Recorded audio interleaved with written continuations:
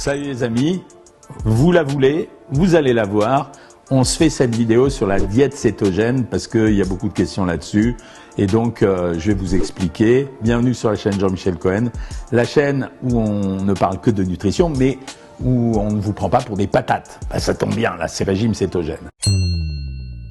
Je vous rappelle au passage que si vous voulez vraiment faire un vrai régime, bon, allez sur Savoir Maigrir, la méthode Cohen. Donc la diète cétogène, c'est un truc qui a démarré un peu assez violemment sur les réseaux sociaux. Et puis tous les gars en mal de publicité personnelle, de marketing ou de recherche de monétisation, ils sont mis à faire de la diète cétogène officielle, mon régime keto, etc. Bon, on a affaire à un régime qui tente de se promouvoir. Un mot sur ces régimes, vous savez que chaque année, ou tous les 2-3 ans, on a un régime qui va émerger, qui va faire sa publicité pendant quelques temps, ça va monter quand même en soufflet, et ça va descendre dès qu'on l'a mis à table. Bon, c'est un peu le cas. Le principe de la diète cétogène, il repose sur des proportions. C'est un régime qui est constitué essentiellement de lipides, c'est-à-dire de graisse, et de protéines. Le facteur important, c'est qu'on va réduire les glucides, donc les sucres, entre 25 et 50 grammes par jour, et tout le reste de la ration sera composé majoritairement par des lipides et ensuite par des protéines selon un niveau que chacun choisit, plus ou moins important. Ça veut dire que si vous vous attachez à la diète cétogène en regardant juste le fait que vous allez manger des protéines et des lipides, vous passez à côté du message. En fait, ce régime s'appelle aussi Very Low Carb Diet, c'est-à-dire très faible en hydrates de carbone, donc en glucides. C'est en fait la caractéristique principale de ce régime.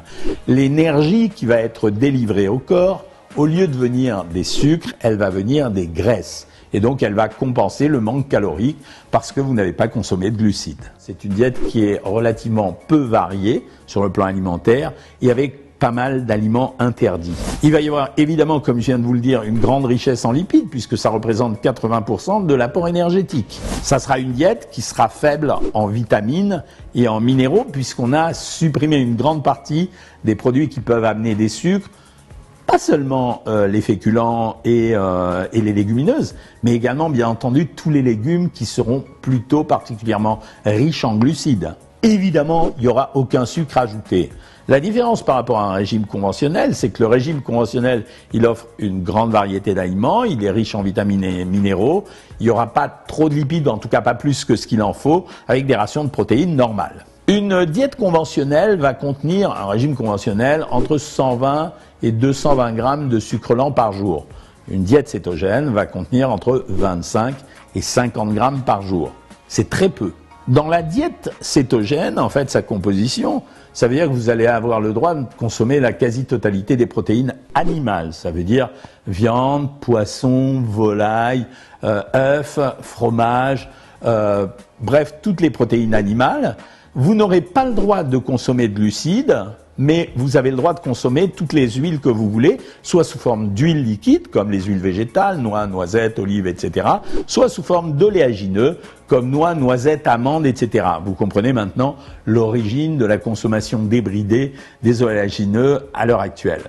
La troisième chose, c'est que au niveau des légumes, vous n'avez pas beaucoup de choix parce qu'il va falloir consommer les légumes qui contiennent le moins de glucides possible parce que 25 grammes de glucides par jour, c'est très faible. Je vous donne un exemple tout bête. Ça veut dire que quand vous avez un légume comme les carottes où finalement pour arriver à 25 grammes avec en plus le reste de ce que vous avez mangé, si vous avez mangé 300 à 400 grammes de carottes, vous êtes dans les clous, mais au-delà, vous n'êtes pas dans les clous. Donc ça veut dire que vous pourrez manger 400 grammes de carottes, mais il ne sera pas possible de manger un fruit en plus, une pomme de terre ou une légumineuse. L'avantage du régime conventionnel, c'est que vous avez toute la palette des aliments que vous pouvez consommer et ça vous permet également de cuisiner et de vous faire plaisir. Parce que comment aller faire, par exemple, des pommes de terre sautées autour d'un poulet, si vous en avez envie, c'est pas possible. Dans un régime conventionnel, ça sera possible. Pourquoi ça s'appelle le régime cétogène? Et pourquoi il y a des avantages à faire ce régime et pourquoi les gens sont intéressés à faire ce régime?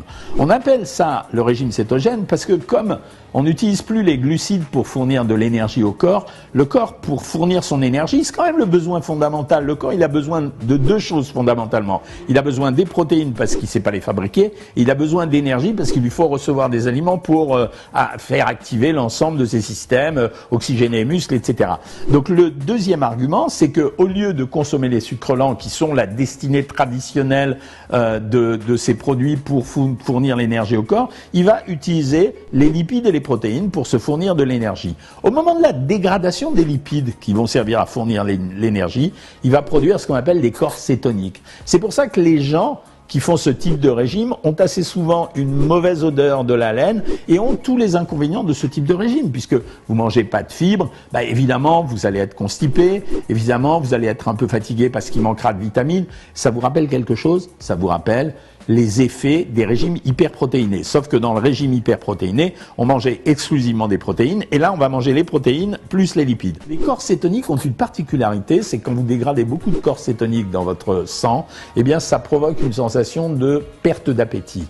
Donc ce qui veut dire que les gens qui vont faire un régime cétogène, progressivement, ils vont diminuer leur apport calorique. Alors qu'est-ce qui les fait maigrir? Est-ce que c'est le régime cétogène ou la diminution des calories? Bingo, ça a été testé. Les gens ont regardé. On s'intéresse toujours à tout. Faut pas croire que c'est juste les réseaux sociaux qui font ça. On a regardé les effets d'une diète cétogène et on a observé les comportements des gens qui la suivaient. Et on a observé que progressivement, il y avait une diminution de la consommation calorique. Ça veut dire que les gars commençaient à manger beaucoup de lipides, un peu de protéines, quasiment pas de sucre lent. Et en fait, par l'intermédiaire des corps cétoniques qui leur coupaient l'appétit et par la monotonie alimentaire, les gens réduisaient leur alimentation et ils perdaient du poids. Quand ils les remettaient à une diète conventionnelle, la plupart des gens reprenaient leur poids, sauf ceux qui n'arrivaient plus à manger normalement et qui allaient rester fatigués beaucoup plus longtemps.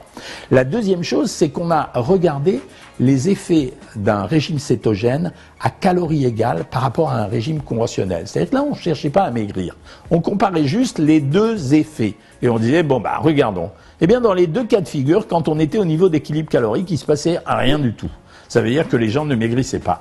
Conclusion, la diète cétogène, c'est un système qui permet aux gens, comme tous les régimes miracles, je mettrai un bémol dans quelques instants, de diminuer leurs apports caloriques par l'intervention des corps cétoniques et par la monotonie alimentaire, qui leur permet de maigrir plus vite au début. Et ça, on le sait depuis très longtemps, ça date de 2004, ça fait 20 ans qu'on sait ça. Dès qu'on descend en dessous de 40 grammes de glucides par jour, on maigrit beaucoup plus vite parce que les premiers temps, on va puiser le glucide des muscles et du foie pour maigrir. Donc ça veut dire que vous allez perdre 3,5 kg assez rapidement, donc ils vont être contents parce qu'ils ont maigri. Et puis, après, on reviendra dans le cadre du contrôle de la perte de poids par le système des apports énergétiques en calories et de la dépense énergétique, et ça sera strictement la même chose. Donc voilà ce qui se passe pour le régime cétogène. Il y a quand même quelques bienfaits au régime cétogène. On pense que ça contrôlerait un peu mieux le diabète de type 2 que des régimes conventionnels. Les effets négatifs induits par le régime cétogène sont peut-être plus importants finalement que les effets positifs qu'on peut avoir sur le diabétique de type 2 et sur éventuellement sur l'épilepsie. Parce que là, par contre, le bémol que je voulais mettre, c'est que c'est vrai qu'il y a eu des démonstrations sur le fait que un régime cétogène améliorait les gens qui avaient une maladie qui s'appelle l'épilepsie. Alors probablement parce que la moindre consommation de glucides diminue peut-être la consommation de glucides dans le cerveau. C'est pas trop ma spécialité, mais je pense que l'explication c'est ça. On a quand même regardé les effets sur les lipides parce que on s'est dit, d'ailleurs moi le premier, je fais mon mea culpa, est-ce que ça va bouleverser le cholestérol, les triglycérides dans le sang? En fait, pas trop.